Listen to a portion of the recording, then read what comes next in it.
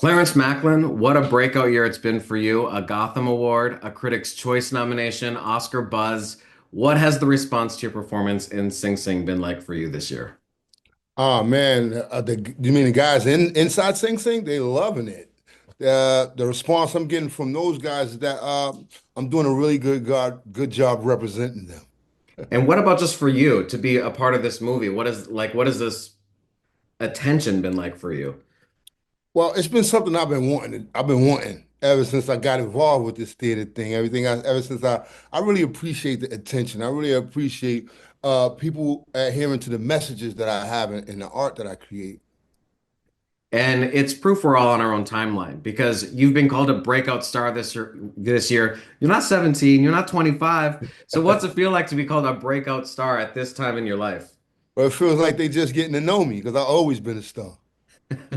Well, that's what your director, Greg Kwedar, told me. He said he felt the star power when you were in the room with him. And you had initially just gone in to kind of help them with the story. But Right. did you kind of nudge them like, let me be in this? Or was that a shock when they said they Uh, wanted you to, as a main character?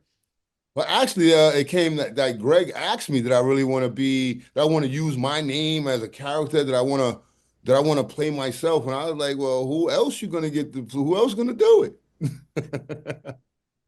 In those initial meetings with Greg and Clint Bentley, when they were writing, what was that like meeting them? Did you feel confident in them? Had other people come to you wanting to do a story? Like, Well, how actually, confident were you? before Greg and Clint that came, it was others that came too that wanted to use our program to tell the stories of men in our situations. However, it didn't seem that they was genuine about keeping the integrity of our story intact. It seemed like at some point they were going to try to change it and add violence where there's no violence and add things that distracts from the particular message that we try to get out in this story. So when you and Divine G met with them, what was that like? What did you help with the story? Because they said that you were very integral in how they wrote and approached the story. So what did you help them with? Well, actually, initially when they started to put pen to paper for the script, well, actually what happened was they would be in the room with us as we tell stories about how we did in the art program and create scenarios about things that took place while we were there. And they would take that information, go back home, create a script, and come back with it. And in transition, the script began to lose something. It didn't have that feel that we had in the room while we were discussing it. And what Greg and Clint did, they said, well, listen, we're going to give you guys a shot at write some of the things that you want us to put in, write some of the things out, the scenarios. And there's no place for civilians to go to get a lesson in prison jargon or to even understand how prisoners communicate with one another. There's really nowhere to go get that. So once we started adding those elements to the script, the authenticity started coming through. And that began to give us because before this we didn't have a steady line going through the whole story. That's what we needed. And once we in Divine G, John Whitfield began to become integral in the writing process, that became apparent that this was the storyline, the friendship between Divine G and Divine I. That's how that storyline came through, and that's how the authenticity is being felt throughout the whole film. And you had gone through the RTA program, and we see in the film there was a hesitation. What convinced you to finally say, okay, I'm going to do this? Well, actually, what convinced me was one night I went there. I had already heard about the theater program. However, I felt that it was like a pity party for prisoners. I didn't want to be a part of that. I don't want nobody to come in and just use my story to say, look what I've done for prisoners or just try to pat themselves on the back or try to gain some kind of notoriety off of our story. So I never was but what happened was I went down to the chapel one night and I got caught up in there. And once you get in, you can't get out. You got to stay for the whole show. So I'm sitting here and I'm watching. I start seeing guys on the stage that I recognize from different parts of the jail and from different situations. I didn't know them for this right here. I didn't even know this platform was the way it was.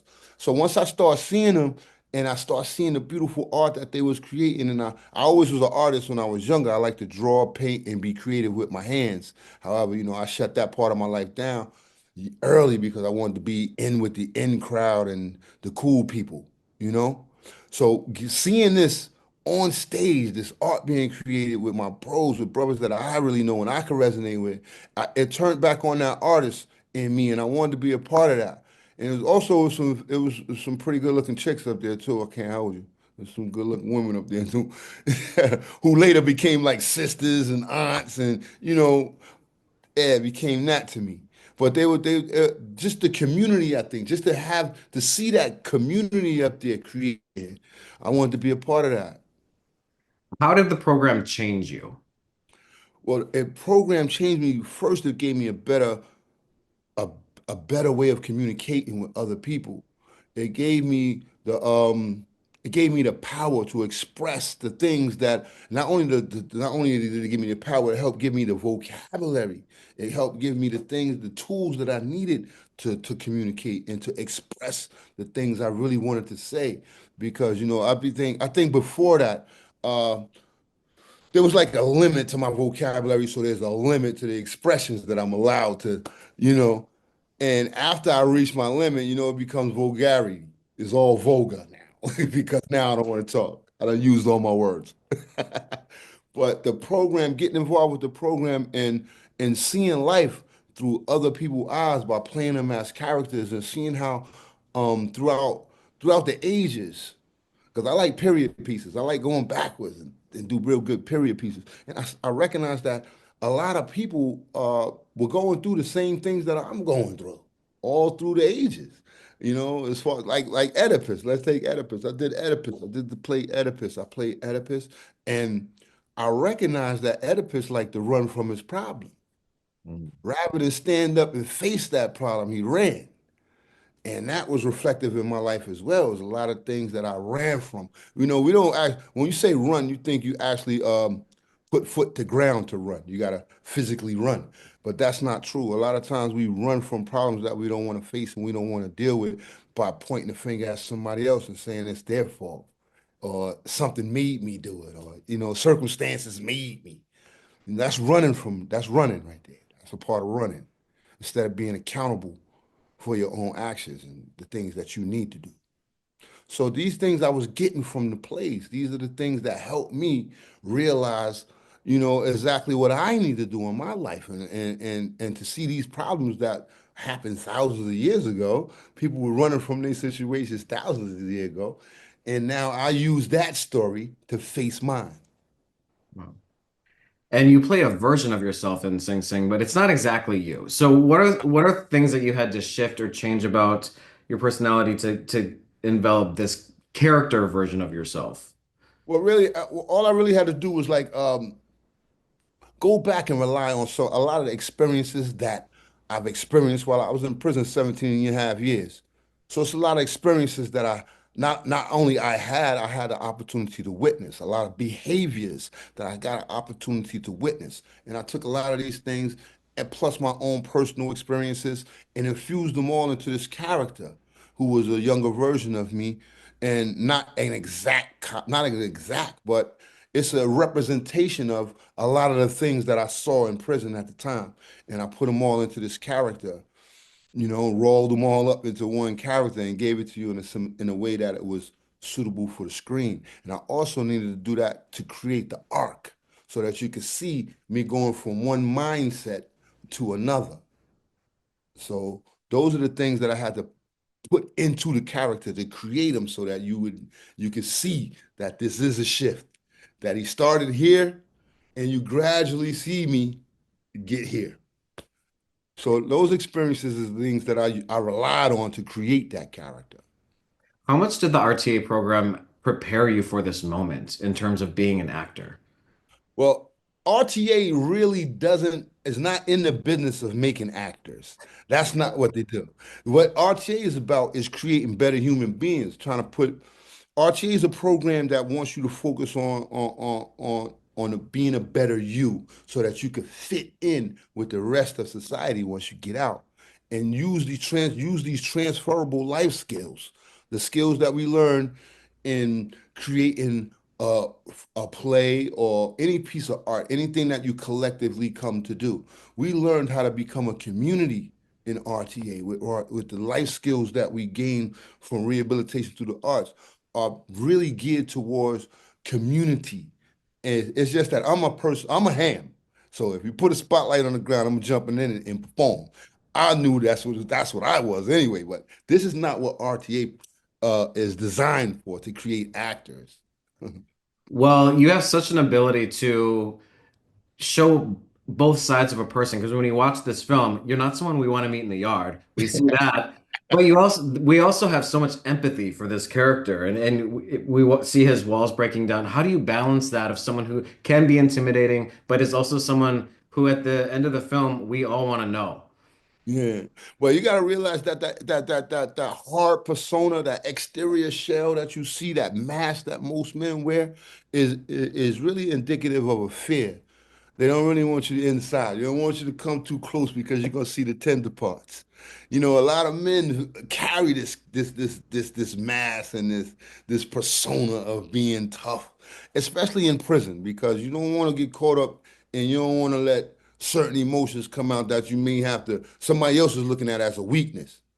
You know, like empathy, sympathy, and those things. If you get caught up feeling too much, that could be looked at as a weakness and it could cause you problems in prison.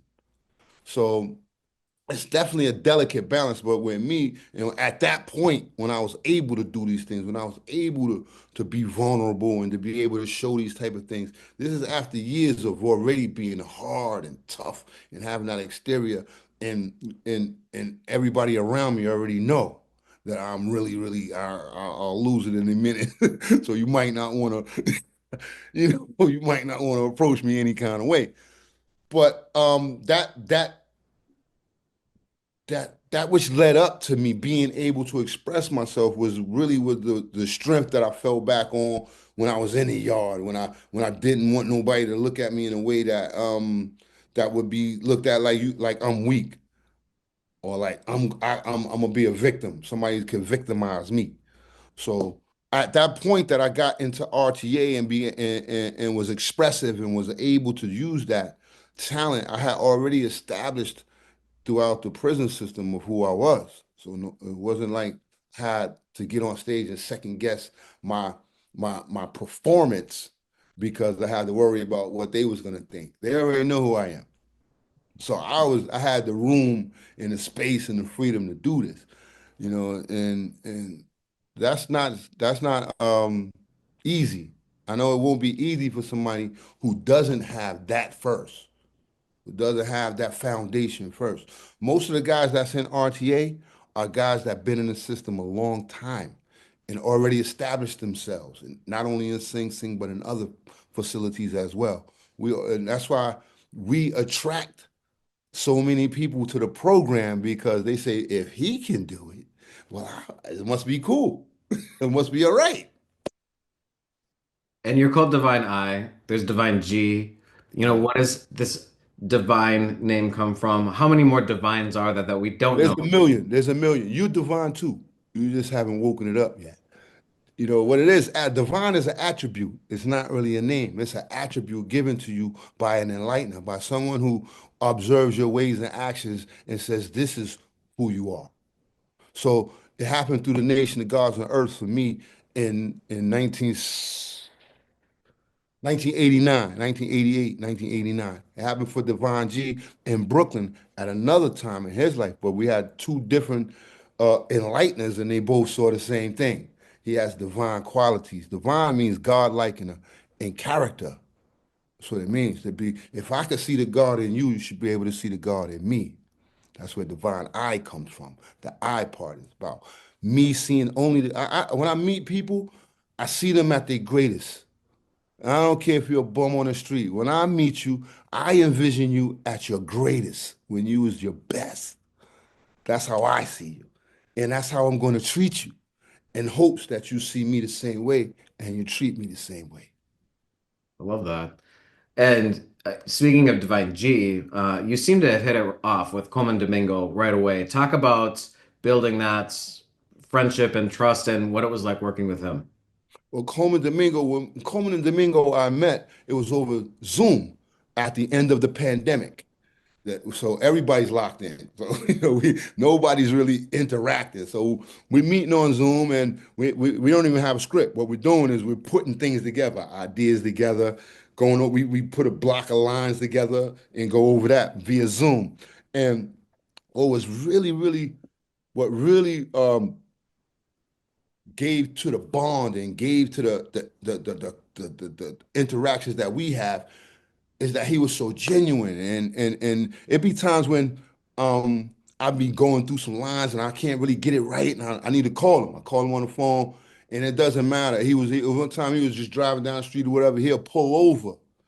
He'll go out his way to make it so that we can get this right now. And that kind of commitment and dedication had to be met. Like I had to meet that equally.